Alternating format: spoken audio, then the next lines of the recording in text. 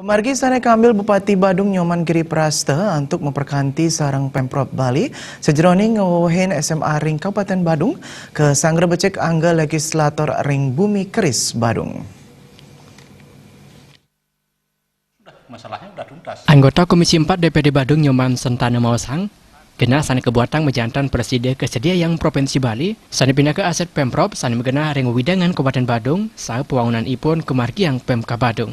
Pengabdian ipun pikobat pemargin PPDB sekali mangkin nenten malih kepanggian ring selantor ipun. Begitu terbangunnya komunikasi kan sudah masalahnya udah tuntas. Kemudian provinsi menyiapkan lahan untuk pengadaan SMA-nya. Kemudian Badung membangunkan gedungnya. Kan sudah ada masalah, sudah tuntas kan. Nah, ini yang saya harapkan ke depan, jangan sampai setiap tahun dalam hal anak-anak urusan sekolah itu menjadi gaduh.